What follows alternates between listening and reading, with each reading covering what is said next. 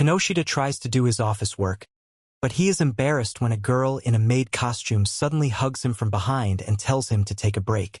He is wearing a helmet and holding a tablet, carefully examining the object. A woman in red is watching sternly, and a girl with blue hair is laughing cheerfully nearby. Kinoshita closed her eyes and said she needed to rest for a bit before leaning back on the other man's shoulder. He lies on the floor and says he can't sleep because he thinks too much. The royal court's chief magician welcomes guests from another world and introduces himself as Raganakist.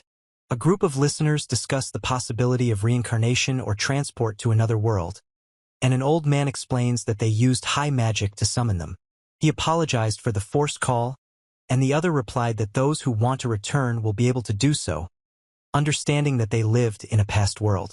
Kinoshita and the others are surprised when the old man with the beard says that they will meet their death. He asked in surprise if something was wrong, and the old man thoughtfully answered, He is surprised that this is the first time he has seen such power, and the other one thoughtfully confirms that this is indeed the first time. The image shows a girl with brown hair and bangs between her eyes, standing in front of the sign, Construction. A man with a beard says thoughtfully that a construction company is something unusual. Kinoshita panics and doesn't understand what a construction company means, while the man with the mustache laughs and compares it to his father's business. A man explains to Kinoshita that it has to do with carpentry, and another man supports her, saying that it is a profitable business and that she should not be discouraged. He holds the needle in panic, and the old man rejoices and says that all those called are talented in their own way. A group of people are chatting and laughing happily. One of them says something funny, causing everyone to laugh. He is panicking and sweating, realizing that he has fallen and is worried about it. He announced a break and suggested going to the cafeteria, and a group of people happily followed him. He says irritably that nothing is working, and the other one sighs tiredly, holding the sword behind his back. Kinoshita is surprised that he can't understand why the other person isn't answering her question. He, with a sword on his back, looks in surprise at three men who are discussing and repairing the damaged wall of the stable with a horse inside. One person asks with doubt how to use it, another one says with bewilderment that nothing works, and the third one shouts that they are doing everything correctly. He suggests they rest and eat properly, and then look around again while the three men look tired and tense. He carefully examines the scroll he took from the hole in the wall. He abruptly threw down the stack of papers, surprised by the sudden event. He quickly fights off the attacks, destroying the wall and showing surprise. He notices with surprise that there is no hole here, and the other men are also puzzled by the situation. Kinoshita sits at a table with food in the dining room, watching the lively conversation and laughter around her. He turns to Mr. Akista, who asks what happened, and he looks confused and nervous. He admits that he won't be useful in battle and asks if there is another job for him. He thoughtfully asks for time to think, leaning on his gloved hand. The old man calms him down and explains the importance of support in battle, but he is indignant and tries to attract attention. The man in glasses says there is an option to leave the kingdom. Kinoshita screams in shock, and the man indignantly asks what kind of terrible proposal he heard. He sharply replied that they did not possess magic, and noted that the characteristics of his interlocutors were so. Kinoshita shouts that he can build something, but the others warn that it's not worth it while one person is unconscious with 0 HP. Two men are arguing. One claims that you can't just call a person and send him away, while the other reluctantly agrees, calling it cruel. Kinoshita overhears someone claiming that no one will abandon her in trouble, and then is accused of trying to get rid of him. He asked anxiously if there was another way, clenching his fist in tension. Karen Mackwell introduced herself as the fort owner's assistant, and the three men sheepishly replied that they were pleased to meet her. She said she understood and ordered him to take off his pants, addressing the man opposite. The woman insistently asks to take off her pants for treatment, and the man pulling the cart shyly refuses, explaining that the pain does not bother him. He sheepishly explains that he is embarrassed to show his butt, and the woman says that she won't force him, but health is more important than work. He understood his interlocutor and followed him when he invited him to come here. He screams in panic, and she looks in surprise at the fallen papers and the overturned desk. He gets nervous and explains that he is not making advances, but she is surprised and categorically denies it, noticing that the touch made her feel hot. She noticed that only the navel area was burning and explained that this was the center of mana concentration. She explains that a person's internal mana accumulates and magic can use these reserves at the right moment. He suddenly fell on her and said that he felt a large surge of mana, and she reacted with surprise. He suggested that their powers were converging and interacting, and she responded that she would try to invest more mana, causing him to react in fear. Kinoshita asks to focus on the mana flows, despite the other man's objections and panic. He is racing along in a cart when stones fall in front of him with a roar. The man listens to the congratulations with surprise, not understanding the reason. She reported that the magic had been successfully activated, and he reacted with confusion, not understanding what was happening. The woman says that he is only 18 years old and is still a boy, and he replies that he will have to try hard. He was surprised by the size of the fortress and admitted that he had imagined it to be smaller, and she explained that it was a western outpost with a small number of monsters. The image shows a fortress, and the voiceover explains that it is not one of the key points. He runs quickly down the corridor. The sounds of footsteps and movement can be heard. He is in armor and asks permission to report to the woman sitting at the table. A warrior in armor announces the arrival of the fortress's new lord, addressing a woman with long hair. She confidently declares that it is time to meet him, walking ahead of the group of people. Several people are walking quickly. The sound of footsteps on the ground can be heard. He looks in surprise at a woman in glasses who warns him not to go in there, and in the next panel the two are talking by a cart. The woman with long hair introduced herself as General Arietta Paimon and addressed the surprised man in glasses in a friendly manner. Takeru Kinoshita is introduced to a woman who is surprised to see someone summoned from another world for the first time. He notices that the provincials are frightened by the unknown, and the woman next to him reacts to the situation with embarrassment. He asked what was wrong, and the other one talked about the power of the skill of the summoned and asked what skill they had. Kinoshita explains that he can use magic to build buildings, and his interlocutor admires him and asks if he is a carpenter. He shyly agrees to demonstrate, and she asks him to do it with a smile. Kinoshita stands opposite another man as a group of uniformed players watch their conversation in a stone-walled courtyard. He says he'll try to make a wall, and she confidently replies that it's good. He tries to remember the feeling he experienced in the carriage, deciding that he must do this. 10 minutes later, one of the soldiers timidly approached the gentleman, trying to attract his attention. He wearily says that there is very little time left, and she anxiously asks how much longer this will last. She joyfully announced that everything was ready, and with a powerful blow through the enemy back, causing surprise among those around her. 3 men watch in panic as a powerful explosion occurs near them.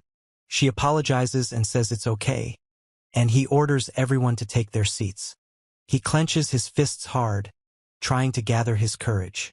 The woman with glasses says the name Takeru Kinoshita seriously, while the 3 boys look worried and tense. She works calmly at the table, and the furry creature thinks that he does not possess magic and a sword, and compares him to a puppy. She is surprised that he gives out so much mana and admits that she didn't think about such a flow of energy back then. He said he resonated with his mana. She reflects on the power of the summoned, reading what happens between people with deep affection for each other, and notes that this has not happened to her. She concentrates on creating a powerful water vortex between her hands, preparing to attack or defend. She clasps her hands in concentration, creating glowing energy as she stands on the palm of a giant hand. The woman in glasses says she will continue to watch and adjusts her glasses, expressing determination. Kinoshita apologizes, and she says it's time for breakfast, despite the awkwardness and nervousness. He sits on the bed, asking not to leave, with an expression of sadness and tears in his eyes. In the image, Kinoshita covers her face with her hands, from which liquid flows, expressing strong emotions. He enjoys his food and he wipes his mouth in embarrassment, thinking about her words. He reaches out his hand intently towards the ball, as if trying to catch or hit it. He breathes heavily and moves away from the table, then closes his eyes tightly and sighs. Kinoshita adjusts his glasses with effort, sweating and looking around. A thick fog appears in front of the closed door, creating a tense atmosphere with no visible characters. He stretches out his hand with tension, then, smelling the smell, insists that it is coming from the toilet. He looks in shock at the pixelated image, accompanied by the caption, "Shock content." Kinoshita trips and falls, spilling water, and the door slams shut. He wearily complains about the terrible smell and admits that he didn't notice how good ordinary things are until he encountered this. She asked if everything was okay, and he, covered in sweat, answered in surprise. Kinoshita noticed the man's pale face and expressed concern, noting that his face was very pale. She explained that she felt a little worse and passed something to the man, who thanked her. He introduced himself as the new owner of the fortress, and she asked if he was sure he didn't need help and remarked that it was wrong to throw things like that. She repeats the word, owner, in panic, trying to understand its meaning. Kinoshita suddenly jumped up and he asked if she had something on her face. She said she had heard that the conscripts were scary people, and he replied that rumors vary. She exclaims that he is not scary at all, and he replies that it depends on how you look at it, and she firmly denies it. She says with a blissful smile that he is kind, polite, small and frail, while drooling heavily. He denies it in fear, and she asks with a smile and surprise what happened. She happily asked to be made a personal maid, addressing the master. He says that he is not afraid and is sincerely ready to serve, and Kinoshita shyly agrees. She thanks him and says she'll go do some chores, and he asks about the scarf.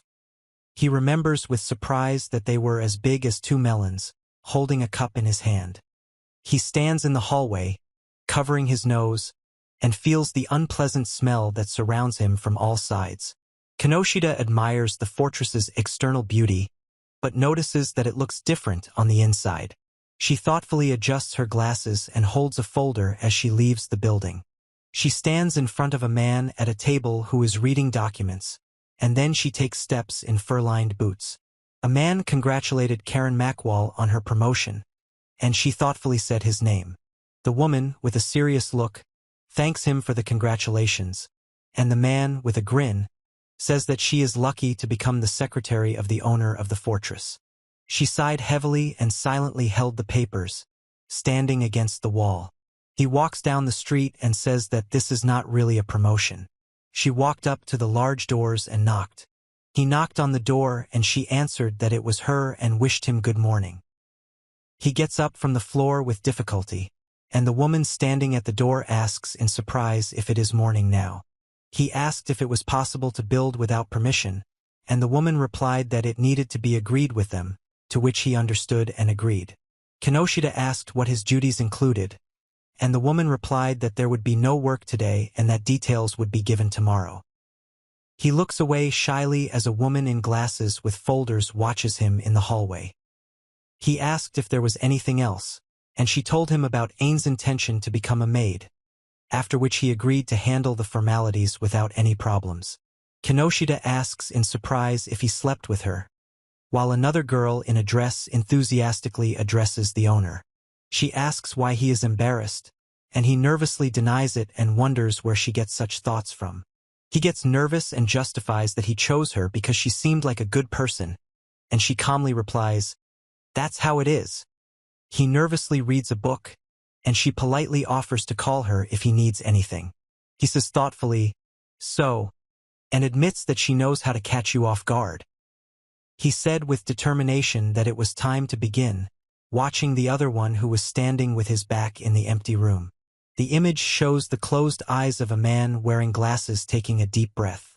He concentrates on imagining the plan of the room, visualizing the arrangement of furniture and doors. The image shows a floor plan of the room with a toilet, bed, and desk indicated, along with a note about the need to move the toilet first. Kinoshita reflects on the need to create a feeling of more space in a room. A toilet with an open lid is shown, from which a stream of water rises, and a solution is announced to install a siphon to prevent odor. Kinoshita mentally notes that the ending is a division of space. He, wearing glasses, thoughtfully says that he can easily imagine everything thanks to the skill, causing a surprised reaction from the other person. Kinoshita excitedly announces the start of construction, energetically extending his arms forward. He fell on the stone road and said wearily that the first stage was completed. She apologized and said she brought her pajamas while knocking on the door. He falls back with a terrified cry, and a voiceover exclaims, "Master!" Kinoshita explained that he had simply used up too much mana, and she worriedly asked what had happened to him. She asked him not to overwork himself anymore, and he agreed with this. Kinoshita is surprised, and she explains that if you run out of mana, you just need to rest for it to recover, and suggests that you rest now. He quietly says, but, as someone places a hand on his forehead. She reassures the other person by telling them that she is with them and asking them to relax. She says she's always willing to provide her lap as a pillow and an oil massage. Kinoshita asked if she could be a bad master, and he replied that no way. He wakes up and exclaims that it is already morning, looking at the window with the shutter and rope down. He is surprised to notice that his strength has been restored. He writes tiredly at the table, and she stands opposite, resting her hands on the surface. He asks to check the documents, and she confirms that everything is correct. He asked in surprise if their tasks were already completed, and she replied that their assignments were now complete. She offers the inspection protocol for the fortress, and he politely declines, thanking her. He thanks her for her work, and she politely allows him to take his leave, after which he enthusiastically suggests continuing to build the toilet. He clapped his hands, causing the water in the aquarium to splash. He noticed that something was wrong with the sewer water and it continued to flow, expressing surprise and concern. She muses that magic is a cool joke and suggests that the lonely interruptions might be due to her power. The woman in glasses asked if he was working, to which the maid replied that he was still working, but would soon go to bed. Kinoshita asks if the new toilet works and is told that it was made with new walls and pipes, although it was possible to call earthbenders. She thinks that you won't get far on such a base, while the other one praises the gentleman for his efforts. She sits at the table and thinks, saying the word ambition. Day 5. A woman in the hallway greets Miss Karen, who smiles and returns the greeting. Kinoshita screams while attacking, while the other man with glasses is shocked by the unexpected attack. She called the gentleman, and another woman with glasses looked at her attentively. Kinoshita happily shouts, "Hooray!" and 2 women ask what happened. He happily announced that he had finished his toilet, and 2 women congratulated him. One of them smiled shyly, and the other remained serious. He happily says that everything worked out and asks only to take a look, while 2 girls watch attentively what is happening. Kinoshita happily noticed something shiny on the shelf as she and the other girl sat nearby. She exclaimed that this was her toilet, pointing to the door, and around it sparkled cleanliness and order. Kinoshita explains that it is a restroom, and the 2 women are surprised and ask if it is a temple. She smelled the aroma and recognized it as a green tea diffuser. He explains that there are all kinds of cosmetics here, and even if you use everything up, the supply will automatically replenish. She is surprised that this is a toilet and says that it is possible to receive guests here, and he suggests going further and trying everything. Kinoshita thanks him for the tour, but the other woman is surprised and doesn't believe what's happening.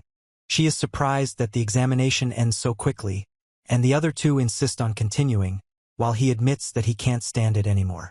Kinoshita is indignant that they have to report to the king, and the girl with bows offers to stroke her stomach, causing embarrassment to the man with glasses. She rudely sent them away and said that they would sort it out themselves later.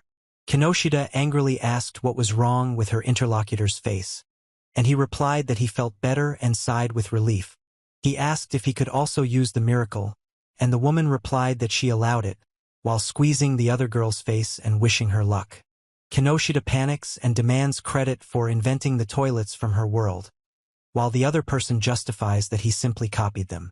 She asked doubtfully, and he replied that she could always use this toilet. He asks to promise to help him in trouble in exchange for something. The image shows a large castle against a backdrop of mountains and forest under a bright sun. He greets Miss Karen good morning and she responds in kind. Kinoshita brought tea and apologized, and he was surprised by the height and admired the view, noticing the reconstruction and the safety warning. He watches with a smile as he panics and says the hole keeps growing. He said he wanted to finish today, and she said they needed a break and noticed he was shaking. Kinoshita asks him to relax with her, pressing against him from behind, and he embarrassedly notices that something is pressing against his back again. He is indignant that it is impossible to break the window, and he explains that it is glass and is surprised that it looks like ice. Kinoshita is amazed by the transparent ice that grows and has thermal insulation properties, and the girl is delighted by this phenomenon. She asks how something was done, and he asks to let him go first and is indignant that she was just hushed. The image shows a castle against the backdrop of the setting sun and mountains, with trees and birds flying around it. She comes to the door and knocks, holding a folder with documents in her hands.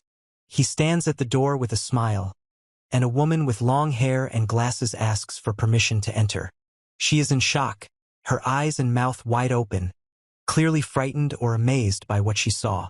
She, with long hair, reads aloud text on sheets of paper against the backdrop of mountains and sky. He stands by the window and looks at the sunset, leaning his hand on the wall. He happily says that his office is finally perfect and asks if others like it. He assures the woman that it's not all empty space here, pointing to the sky, and she adjusts her glasses in surprise.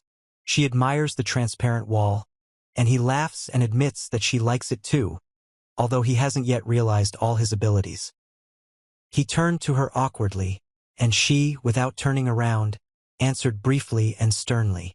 She asked in surprise if it was possible to do this in another room. She asked in surprise if it was possible, and he answered with a smile that it was no problem. He says not right now but after some time, turning to the girl with long hair. Kinoshita said he wanted to do the lighting and the bathroom, and she thanked him with surprise. He responded with surprise to the woman with long hair who called him sir. Kinoshita suggests making a window first, but she replies that that's not the point. She admitted that she had greatly underestimated her interlocutor. She assures him that the toilets and windows are ready and says that the king and nobles will like it and that he will become very popular. He asks how they like the idea, addressing someone off camera. He frowns thoughtfully, crossing his arms and quietly muttering something to himself. He said he wanted to work a little first, and she replied that she felt he was still needed here and had a lot of plans. She looks at him carefully, smiling slightly, and says that the situation should not be underestimated. He explains that the large windows have improved the view, but now you can see everything that's going on in the office. He said it was unsafe, and the other one said he had thought of everything and asked not to worry. He enthusiastically shows off the secret gadget, beaming with joy and surprise. He explains what will happen if you press the button, and she asks in surprise what it is. He pressed the remote control, causing the effect, and she watched what was happening with interest. He happily said he did a great job looking up while the other stood at the window looking at the mountains. He looks at the screen with information about the blinds in surprise, expressing bewilderment. He reaches out his hand to something, making a yawning sound. He screams in shock, not understanding where the panel appeared in front of him from. He looks at the catalog of repair materials on the tablet in surprise and thinks that this is also part of his power. He admires the vanity and the different colors for painting the walls, expressing how cool it is. She says hello and asks about plans for the day, and in response hears that nothing special. She says that it's time for them to go and warns that if he doesn't resist, everything will be fine, and he, in response, is perplexed and agrees.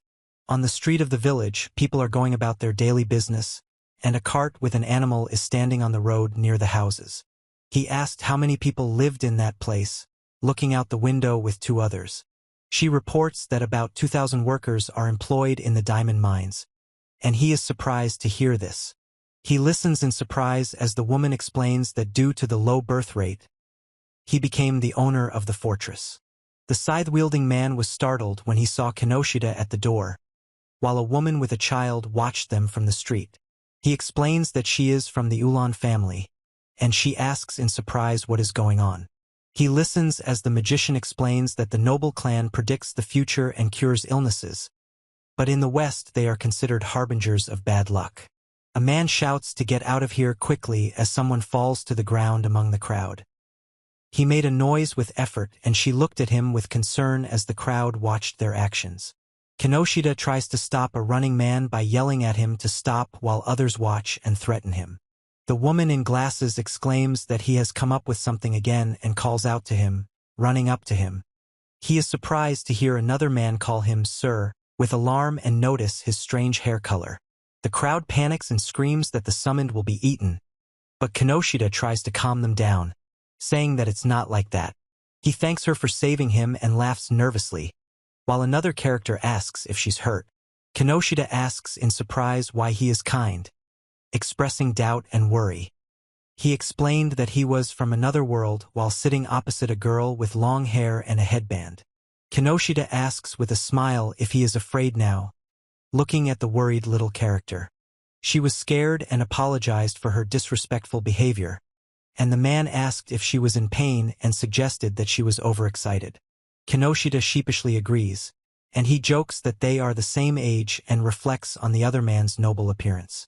He asks in surprise who the gentleman is, and the man with black hair says that time is running out and they need to get going. He showed the castle and said that it was his house, and two girls said his name in shock. Kinoshita lies on the ground, gasping for breath, while those around her argue about what is happening to her and demand that they leave her alone. He looks forward in surprise, as if he noticed or heard something. He remembers others getting angry about food and tea, and then hearing that they want a bath and a bed, causing confusion among those around him. He speaks thoughtfully about the Ulan's fears and closes the door behind him. She shyly takes off her underwear in front of the surprised man, who doesn't understand what's happening. She shyly tries to take off her stockings in front of him, noticing his reaction. Kinoshita apologizes, and the girl in the cap shouts that they would have said that they came back, with a large building and birds flying in the background. He panics and asks with a knife what is going on and what they are carrying, and someone wonders where he came from. He is surprised that a simple maid used the toilet without permission, and the other explains that he went to where Ain was. Kinoshita explains that she was just cleaning, but another woman accuses her of violating the staff restroom rules. A man shouts that he gave her permission, while a woman with glasses looks sternly at someone in front of her. Kinoshita is surprised when another person confirms something, and a third actively signals, leaving her confused. The woman in glasses explains that she was identifying deficiencies for improvement, and he reacts with surprise to the permission she received. He explained that he was going to build a special room and asked for help finding the flaws, and she was surprised and asked if this also concerned her. Kinoshita steps back shyly, and he cheerfully enters the room, noticing her reaction. He reacts with fear to an invisible wall, and the man explains that it is a glass window and offers tea while the woman watches them.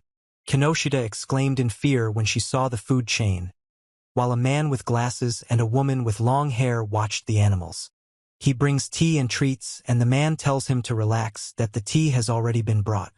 Kinoshita shyly says that she feels awkward drinking tea now, and the others listen to her with surprise. He sheepishly apologizes and admits that he hasn't eaten in the last few days, considering it very shameful. He offers Kinoshita a sandwich, telling her to eat it with pleasure, and she reacts shyly to his words. Kinoshita shyly thanks the man sitting next to her for the book. She eats a sandwich slightly nervously. Kinoshita looks in surprise at the other one who is eating quickly, and she watches him in amazement and admiration. She cries with happiness when she tries the food and says it is very tasty, while others smile watching her reaction. He asks in surprise why the other one who mentioned the Ulan's clan is here if he lives in the east. He asked again about the older woman, and she replied that it was the older woman's order. Kinoshita says that the clan's priestess sees fate and even things that other lancers cannot see. He was surprised to see the future in a cup, and she shyly admitted that she was still young, but thought it was cool. Kinoshita says with anxiety that she couldn't predict her arrival at the fortress and the delicious food, while simultaneously refusing something. He asked her to guess things that weren't related to him, but she became embarrassed and started answering. He asks fearfully if it is too impudent, and she replies that she does not insist and asks for forgiveness. Kinoshita firmly says that she will do it for them and asks to let her tell their fortune. He explains that different Lancers have their own methods of prophecy, and some see the future consciously, while others do so unconsciously, as if in a trance. Kinoshita explains that while in a trance, he writes prophecies on a piece of paper and asks for the interlocutor's answer. He said he would show me and started drawing something, and she watched him carefully. Kinoshita writes quickly with determination, while the three people watching him watch his actions in surprise. Sisha finished her work. He asked if everything was okay, and they were glad that they would become friends and loyal comrades. Kinoshita nervously admitted that she sometimes writes nonsense, and he called her name in surprise. He screams in panic as something with horns greedily bites his hand, while the others watch in shock. She apologized for her behavior, and the interlocutor replied that everything was fine and calmed down. Kinoshita explained that she had injured her leg and would be gathering herbs, and he asked what she would do next, at which point the woman with glasses sighed. He sheepishly admits that the older woman taught her, and another woman offers to help with magic, explaining the need for its frequent use. Kinoshita and he looked at something in surprise, expressing surprise and excitement. He admires Miss Karen, who modestly thanks him for the compliment. Kinoshita offers to make money by making medicine, but he refuses, saying that collecting herbs is enough and suggests they take a rest. She asked why they were so kind to her, and he replied that he wanted to help because she was the same as him. Kinoshita approaches the man, who interrupts the conversation to clarify the salary requirement for her employment. He is cold and thinks that he will have to rub himself with hot water, since the bath and toilet leave much to be desired. He's thinking about building a bathroom and says he needs to look through the catalog to find the right option. Kinoshita brought a candle and was surprised by the clothes, and the girl thanked him and said that she had changed very well and that it suited her very well. He screams in panic, while the other two discuss what remains the same inside. Kinoshita refuses to turn on the light despite being asked, explaining that he has something to show, and the maid warns that it will soon get dark. She came with a plan for tomorrow and was surprised why it was so dark around, and in the darkness only her eyes and glasses were visible. He happily says that the sun has finally set completely, and she angrily asks what they are going to show the girls in the dark room. Kinoshita is surprised by the noise while one of the girls offers to hold hands, and the other wants to show something and asks what it is. He explains that he wants to show the lighting and starts the countdown while the others listen with interest and ask about the lamps. He happily said that he turned on the light, and the woman with long hair turned around in fear. Kinoshita is surprised as three other characters look at her in a spacious room with a large window and ceiling lights. She nervously compares documents, and he happily says that now they can do the paperwork. He is surprised when the woman with glasses says she can now see dusty places, and the other girl gets excited and exclaims, "Oh!" Kinoshita apologizes for cleaning in the dark, and another man asks Aine what to do with the wall now and how she cleans at night. A woman with long hair demands punishment and to be unstuck, and the frightened woman screams in pain. A woman with a pointer says that a personal maid should be an example, and he is surprised and asks if this is too cruel and where she got the flow. A woman with long hair and glasses ordered Aina to prepare for punishment. She shyly adjusts her dress, and he says, "Oh," in surprise. He screams for Ms. Karen to stop, expressing panic and despair. The woman with glasses says that discipline works through fear and pain, and he asks to let go and claims that violence will not achieve anything. He says it's just manipulation of other people's fears, and she listens in surprise and agrees that this is the whole point. He categorically forbade doing anything, and two women asked in surprise why. He recalls the words of teacher Nakamura that corporal punishment destroys trusting relationships and prevents people from developing. He explains that Aine is his maid and must make a decision, to which she agrees by taking out a whip. He asked if she was there, and she, covering her face with her hands, answered that no, it was just very bright, after which he said that it was clear. He shows the remote control and says that he has an amazing thing that allows you to do this, and Kinoshita asks in surprise what kind of thing it is. He laughs joyfully, and he screams in confusion, not understanding what is happening, surrounded by question marks. Kinoshita says, scared, that she feels out of place because of the lighting, and he laughs and says that she is exaggerating. She notices the light and says her heart is fluttering while another person is listening to music on headphones and a third is moving vigorously. Kinoshita collapses and he screams that healing magic is needed while the other girl expresses her tiredness from worrying. The image shows a large castle against the backdrop of the rising sun and mountains, surrounded by dense trees and bushes. She sits at the table with papers, and Kinoshita is in the forest picking up a fallen leaf and is surprised. He puts the documents down with relief and says that the work for today is finished. He thinks that Ain is currently cleaning toilets and expresses regret about it. He joyfully decided to take care of her, confidently declaring that he must do so and enthusiastically confirming his thought. He sits on his bed and searches for the right page in the book, happy when he finds the office. He is surprised by the variety of cabinets and doesn't know which one to choose.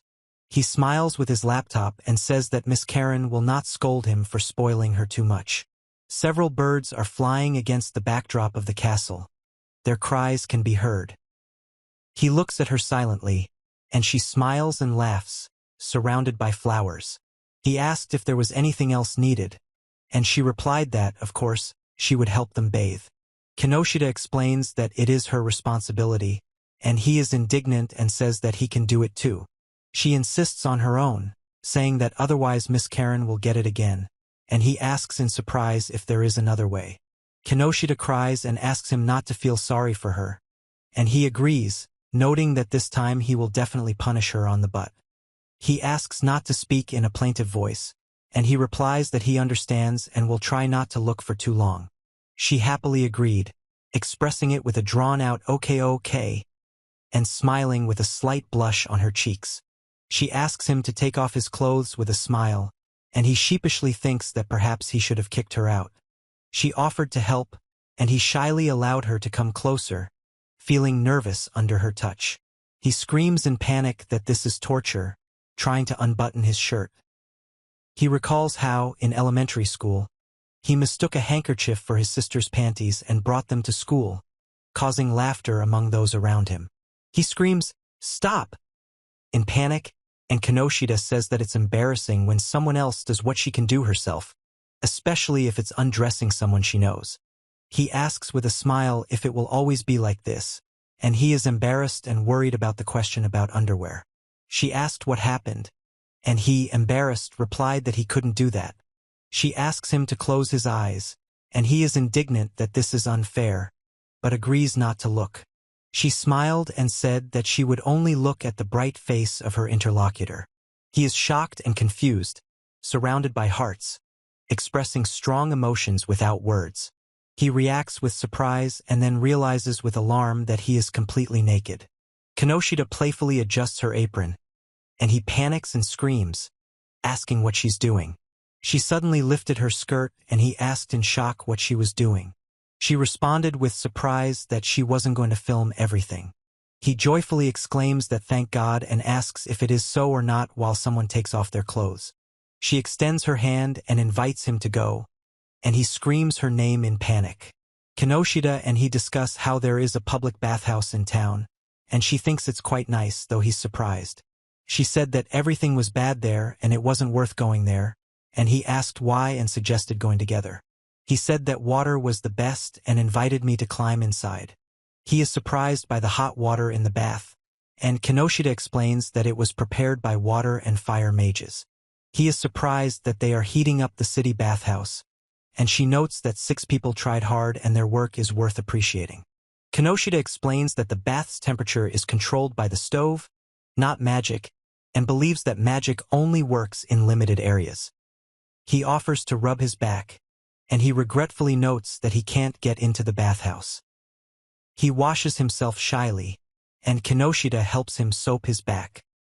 He pushed her away sharply with his hand and said that he could handle it himself. She, wet and confused, asks if they want to spank her, and the little creature categorically refuses in response. She hugs him from behind and demands that he calm down, and he panics and asks her to stop and where she went. Kinoshita noted with a smile that someone was very modest. She says she can't, and the others ask Ain to stop and ask if she knows how to come, warning her that she can't do it there. Kinoshita says he's clean now, and he bashfully thanks her, even though every inch has been thoroughly washed. She asks him to come to her bedroom in the evening and promises to get ready if he is busy. Kinoshita sheepishly calls him a naughty boy, and he thanks him and admits that he is tall. In the image, he is looking at the night sky and contemplating the stars. She quietly entered the room and said that she had come. Kinoshita arrived and the man greeted her, noticing that she had been gone for a long time, and she apologized for being late. He gets angry and says that she was already happy about the gentleman's invitation, but another woman abruptly interrupts her. He happily announces to the assembled ladies a presentation of a new product from his construction company. Kinoshita and the other two applaud with interest and surprise, expressing admiration and asking questions. He happily shows off a stylish buffet and asks to pay attention to it. Kinoshita is silent at the table with the others, holding his bag nervously as the three look at him in surprise. She asked in surprise why she was given the right to open the door first, since she had been cleaning toilets all day. He happily says that everything is in her honor and asks her to become his personal maid, to which she asks in surprise if it is possible. Kinoshita and he decide to open the closet where they find a refrigerator, and she is surprised and asks to open it, while the two girls cry and turn to the master. He and three others peered into the small hole, surprised by what they saw. Kinoshita exclaimed in surprise as she looked at the opening refrigerator filled with drinks and snacks. He is surprised by the many different things, and the woman in glasses says that she is tired of being surprised by the goodies from her world. He explained that he hadn't tried sweets yet, and she showed him cola and an energy drink. Recalling that Kawakami loved energy drinks, they are discussing a large bottle of champagne, marveling at the inscription Mo. He cheerfully announces a party and invites everyone to eat and drink, while others discuss the bubbly alcohol and express interest. Kinoshita and her friends are having a fun time at a table with drinks and snacks, discussing something with animation and surprise. He offered to open the drinks and said that he hadn't had cola for a long time, and she asked him to pour her some too and expressed a desire to try it. Karen said she wanted to try champagne, and she replied that she was fine as is. Kinoshita shyly agrees to drink champagne, and the man is surprised that in Olanam the drinking age is 10 and asks if she likes alcohol. He cheerfully offered everyone a drink, raising his glass. Kinoshita and him cheerfully clink glasses, raising a toast bottoms up, at a table with snacks and drinks. She exclaimed in surprise when the woman in glasses confidently took the cup from her, not letting her drink it. Sisha grabbed him sharply by the collar and demanded that he listen to her, and he was frightened and surprised by her menacing look. Kinoshita confessed her love, and he thanked her for his help, and she asked him to treat her as saved, risking himself. She admitted that at that moment she understood something important, and he asked in surprise what exactly she understood. Kinoshita threatens to die for them, feeling a megaton of responsibility. He says with a sleepy expression that he did it for the sake of the master and confirms the truth of what he said.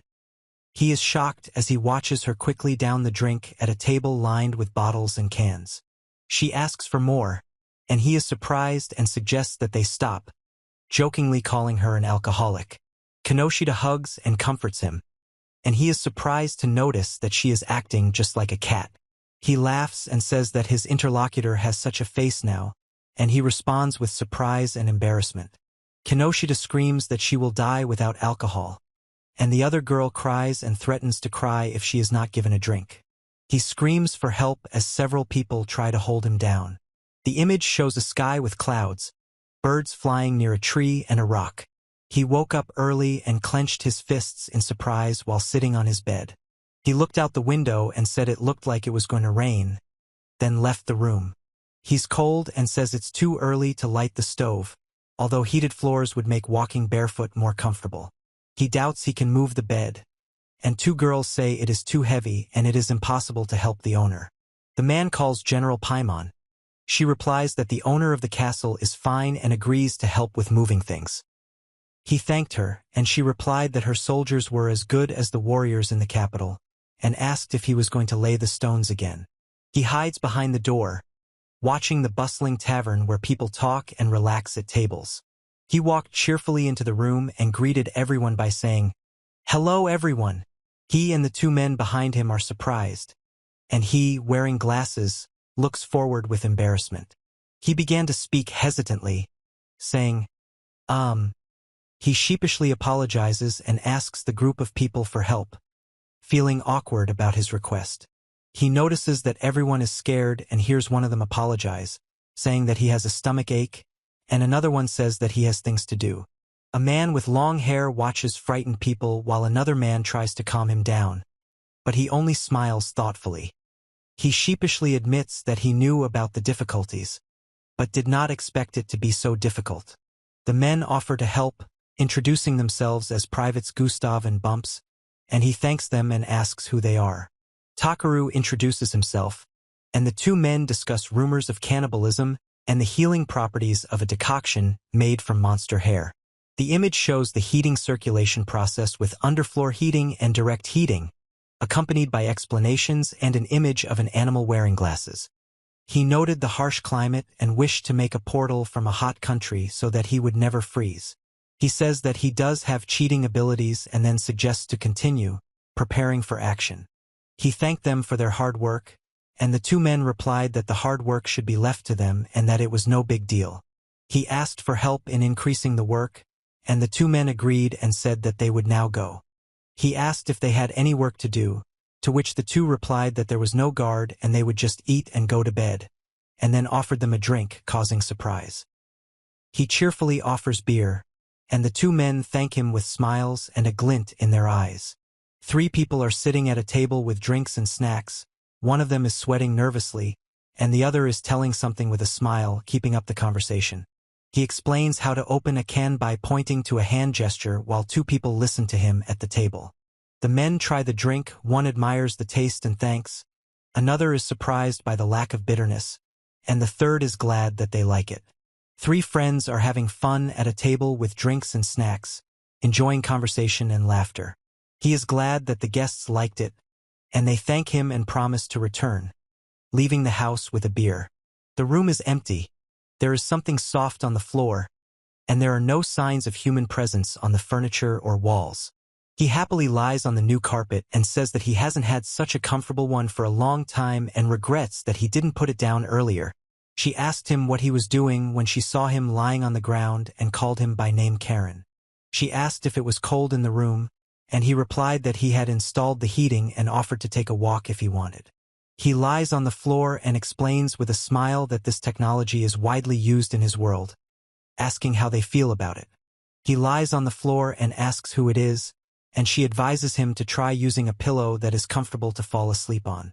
He tells her to take her time, and she asks in surprise if that's really the case. She says that their world is full of technology and things, and he admits that it's really convenient.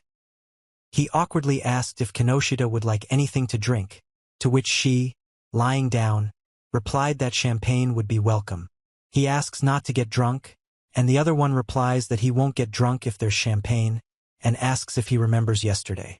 He says the problem arose later, and she remembers, but thinks it doesn't change anything, and asks to hurry up. He thinks that she really doesn't remember, and she indignantly asks if he's joking. She hugs the man, who tries to break free in panic, and she laughs and holds a bottle in her hand. Kinoshita asks to be released while another girl happily touches his knees and says that she is hot and likes his knees. She took off her sweater, explaining that it was too hot in here, and he responded with a frightened cry. She asks Takaru to help her take off her clothes, saying that she is very sweaty, and he panics and screams for help. He stretches and says that yesterday was a really terrible evening. He is embarrassed and sweating, and in the background a girl says that there are a lot of indecent actions around, making him feel awkward. He panics and asks himself what he's even thinking about. He thinks it would be better to take a bath, but he realizes that he is hungry, as he has not yet had breakfast since repairing the toilet. He rings the bell and thinks about whether to ask for breakfast. He holds the brush silently, then asks, "What?" After which there is silence again. He knocked on the door and asked if Ain was busy. He knocked on the door of Lilidora's room and asked if Ain was there. Kinoshita greets the owner, who asks how she slept, and she apologizes for not hearing the bell and says she was thinking about breakfast. He apologizes in a panic for forgetting, and she asks in surprise if it is really his fault. He explains that the door was replaced with a sealed one because of a draft, and the sound of the bell is not heard due to good soundproofing. She anxiously asks what to do, and he confidently replies that he will think of something. Kinoshita asked in surprise what was going on, noticing something unexpected. He says with a smile that their help is needed again, turning to the two people standing in front of him in the room. Two men cheerfully agree to help. One of them says it's no problem. Kinoshita agreed to solve the sound problem and looked up with confidence. The phone suddenly rang and a voice announced an intercom. He happily thinks that he will be able to directly contact Ain, while another person brings in a TV and talks about connecting to the office and bedroom. Kinoshita brought a list of requests, and he explained that he was involved in construction work called internal communications. She asks in surprise if they are running the ropes through the wall and connecting them correctly, not understanding what they mean. He explains that intercom is a tool for long-distance conversation, and she is surprised and says that this is not entirely true. Kinoshita asks if it will be possible to talk to anyone through the intercom, and he replies that it is impossible and too difficult. He looks thoughtfully at the communication diagram and considers the possibility of building a radio tower and using radio stations through a telephone switchboard. She was surprised and asked, and he replied that now he needed to focus on the internal line and that it was nothing special. Kinoshita carefully places his hand on the surface, as if trying to feel something invisible. He says with confidence that his motto is to start small, persistently and methodically, and he listens to him next to him in surprise. He thought that everything should work, but it would be better to check beforehand, and asked Sisha to give him a minute. Kinoshita wants to test the intercom and asks to take the device if there is a sound, and she hopes that she will be able to. He's worried and says he can't handle it, but he calms her down and explains how to put the phone to her ear. She looks at her phone anxiously, and someone says that they are counting on her. He picked up the phone and started making calls, pressing buttons on the phone, then headed towards the bed. Kinoshita says hopefully that it should work, but is met with silence on the other end of the line. He listens thoughtfully, thinking that his interlocutor is not answering and is perhaps confused. He excitedly answers the phone and says it's him, Takaru. He tries to call Sisha, but the connection is interrupted, and he worries, asking if the other person can hear him. He breathes heavily while talking on the phone, expressing great tension and fatigue. Kinoshita, out of breath, asks the other person to calm down and take a deep breath, but he is confused when he hears the voice and doesn't understand the situation. He breathes heavily and repeats exhale into the phone, trying to calm down. Kinoshita says on the phone that she can hear much better now, and he asks if she has calmed down. He happily says that the voice can be heard clearly, and he confirms that the experiment was a success and there is no interference. Kinoshita says it's convenient not to see the other person's face, and they agree and laugh. She reports on the phone that the experiment is complete and thanks Sisha. He asked if the conversation was over, and Kinoshita happily replied that they could talk a little longer. She stands by the window and laughs, looking at the landscape outside the room. He asked in surprise what had happened when he heard the bell ring from Ain's room. He panics and says on the phone that he can actually hear the other person's voice. The man asked in surprise who was calling, and the woman loudly introduced herself as General Arietta Paimon and laughed, demanding confirmation that she could be heard. He worriedly asked on the phone if something had happened, but was met with silence. She explained that she heard from Karen about the internal communication and decided to try it, while the other reacted to the phone with excitement. She says that she has a serious conversation with her interlocutor, to which he briefly replies, yes. He holds the phone and wonders how many internal connections can be established. He reflects on the increase in magical power reserves and the difficulty of installing all items at once. He's panicking on the phone, complaining that they just changed the words, and Kinoshita asks if it's okay to say, at the same time, if, at once, isn't possible. He asks for mercy, explaining that his magical power is not enough for simultaneous action, and he agrees with a grin. He asks what's wrong, and she replies that she wants to install as many as possible because of the approaching full moon, while the maid watches with displeasure. Under the full moon, a huge horde of monsters from the north advances upon the land, threatening everyone around. He speaks on the phone in a panic and is surprised to hear the word, monster. She informs that the day of the full moon is approaching and asks to make an internal communication line. He asks on the phone what full moons means, and she asks in surprise why he doesn't listen to his vassal's warnings. He reports an attack by hordes of demons from the north and demands an internal communication line, while another listens in amazement to the conversation on the phone. He explains over the phone that communication will help quickly respond to the attack and confirms that the situation is clear. She enthusiastically agrees to start work immediately, expecting a large flow of information from intelligence. He asked with a serious look when the next full moon would be. He says on the phone that there is little time, and she replies that in 11 days. He thoughtfully replied that he understood. Under the bright light of the moon, he declared decisively that he would begin work today, against the backdrop of mountains and raging elements. He studies the map carefully and thinks about how to connect different sections while someone is quickly approaching him. Two privates first class, Gustav and Bams, claim they responded to a call. The man thanked him for his help, and the other two happily announced that they had become vassals of the Lord and received a promotion. He congratulated him on his promotion, and the other thanked him and asked for help, to which the two men replied that they could be relied upon. He explains that the internal communication lines must first be connected to the switchboard, demonstrating this on paper in front of two listeners. He explains that with a special antenna, a smartphone can be turned into an internal communication line, but there are no smartphones or tablets here. Kinoshita encourages them to try harder, and the two men agree to work with what they have. He tries to catch a mouse while others are busy carrying boxes and books, and he watches what is happening with surprise. She supports a tired man who says he can't move anymore, and she asks him to be patient a little longer. Kinoshita collapses onto the bed exhausted, and she admiringly says that he is cute and tired. He happily offers to film something, promising to help, while objects are flying around.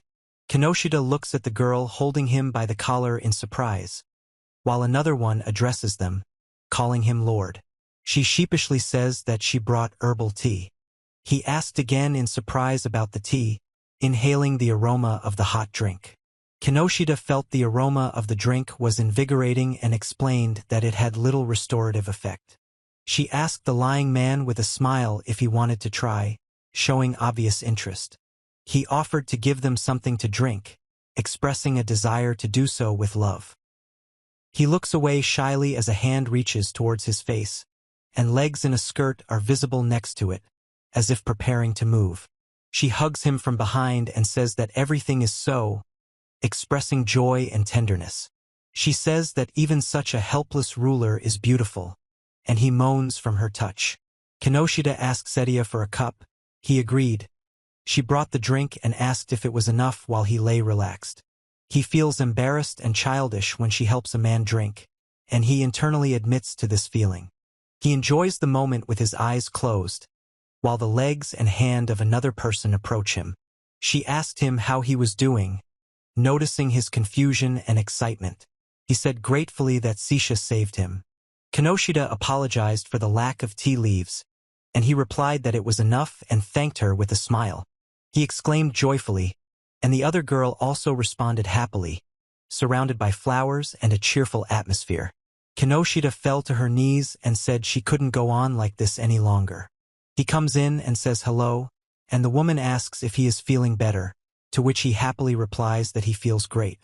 She is surprised by the herbs and suggests checking the collection reports. and the interlocutor replies that thanks to the tea from Frigard, he feels much better. She said thoughtfully that she had instructed the network to collect the Frigard and report back if any other medicinal herbs were found, to which the interlocutor responded with gratitude. He reminded her that he wanted them to protect her, and she was surprised and asked who he was talking about. Kinoshita agrees to go with Gustav, and the men discuss security, recalling the dangerous situation with the frightened girl. He asks to sleep, and the others say that they leave him to them and wish him luck. Kinoshita demands a better doctor for a patient while another girl admires him, and a woman with glasses orders him to calm down and make medicinal tea. She wearily says that this applies to daily use, while scattered things fly around her and two people try to hold the doll. He explains that this is his job, and she says that in this state he will not be able to fully rest. He said he would install surveillance cameras, and she asked if it was another invention, to which he replied that he would find out tomorrow. She writes intently on paper at the table, sitting by the window overlooking the castle and mountains against the backdrop of bright sunshine. After the meeting, one explained that the interior lines were extremely useful and would help to win the upcoming defense, while the other listened attentively. He explained that the bishop was prone to overwork, so he needed rest and mental relaxation. She listens silently as another person announces that the report is complete. Kinoshita screams, "No!" in panic and asks to wait, while the woman with long hair and glasses holds her face in her hand thoughtfully. He greeted her cheerfully, and the two girls responded with smiles. She sits thoughtfully at the table and says that this means rest, immersing herself in tranquility. A woman with glasses greets him and asks how he is, and he replies that he is fine, but looks awkward and tense. He happily said that his fever had gone down because he drank herbal tea while sitting on the bed next to Kinoshita. Kinoshita asked if she was okay, and she replied that everything was as usual, which he found hard to believe. He assumed that something was wrong because of the constant smile, and she asked with a distorted grimace whether it was about the expression on her face full of love. She explains that it is to heal a tired heart, and he, confused, tries to understand why there is nothing better for men than the smile of a beautiful girl. Several people are busy discussing and working in a large room with high windows and wooden columns. The man with black hair said that they must be tired and turned to the woman who was called the ruler. She asked how it went and heard that he had been working non-stop the whole time, to which the other replied that everything was fine. He enthusiastically declared that this was his period of growth and that tomorrow would be better, and she, with a smile, acknowledged this as impressive and asked what they would do today. He enthusiastically suggests installing monitors, and she asks again in surprise about monitors. He explains that the device allows him to see what is happening outside, and the other one reacts with confusion and tries to say something. She asked in surprise if this was possible, and he responded with disbelief, and others present watched their conversation. He said with enthusiasm that this device would give them a huge advantage and called his interlocutor a lord. A woman in glasses says the order is complete and asks for forgiveness, holding helmets in her hands, with a bed visible in the background. He happily thanks Karen and is surprised that everything is ready. Kinoshita puts on his helmet and leads the group forward with determination, urging everyone to move together. The image shows a building with a flag flying on the roof and a banner on the facade. He thanked those gathered and announced that he would now demonstrate the operation of surveillance cameras. She doubts the reliability of black objects, but he assures her that he will show her everything now. Several people in the room are watching the glowing screens. One of them is surprised to notice that the image on the screen is moving. Kinoshita explains with a smile that the screens are showing real-time video, and the others react with surprise and excitement to his words. He explains that 12 cameras are installed on the fortress walls and show what is happening on monitors, causing surprise among a group of people. He, wearing a helmet, calls to look out the window, where two men are looking in amazement at the mountains and the valley. He was surprised to see two people with flags on top of the hill and asked what they were. Flags. He asks the general if this would be useful in a defensive battle while two soldiers with flags stand on a raised platform. He grabbed her hands in panic, and she exclaimed that this was not just help. Kinoshita enthusiastically declares that this is a real revolution, squeezing the hand of a surprised man in a helmet, who in response tries to pull away. In the image, he listens in surprise as another person says he can't understand why she did that. He noted that there is such a function here and admitted that he was pleased that it was praised. Kinoshita tensely replies that he will do it now, while the others watch the process with interest. She coughs, covering her mouth with her hand, and makes a sound, ahem. She happily says that with the intercom and cameras the battle will be easier, and he thanks her and replies that he was glad to help. The man in the helmet promises to teach him how to drive, and the two in armor thank him for his help and celebrate the successful completion. The man says with a smile that he is thin, but works hard for two, calling him the ideal master of the fortress. He explains that the camera is highly sensitive and can shoot in the dark, but he doesn't yet know how clear the image will be. She explains that the creatures always attack at night, and in bad weather visibility becomes terrible, despite the light of the full moon. She explains that many fires do not save from the darkness, and he promises to install lighting before the full moon in 5 days. She asks about the lighting in the rooms, and he replies that it is even brighter, and adds that until they see it for themselves they won't believe it. Kinoshita is surprised by the lighting, and the other two discuss that regular flashlights will not be enough and found an option, but it is small for such a wide field. He said, "Huh!" in surprise, his eyes widening behind his glasses. Kinoshita showed something to a group of people in surprise, and one of them exclaimed, "That's it! The day of the full moon has arrived, illuminating the mountains under the night sky." Kinoshita and the others watch as the soldiers line up, and one of them says that the order to attack has not yet been given. He says that the battle is beginning and they will have to act without rehearsal, and then wonders if everything will be okay. He reports the start of the interception and sees enemies from all sides. He noticed the approach of the beast-like creatures and thought that they were here,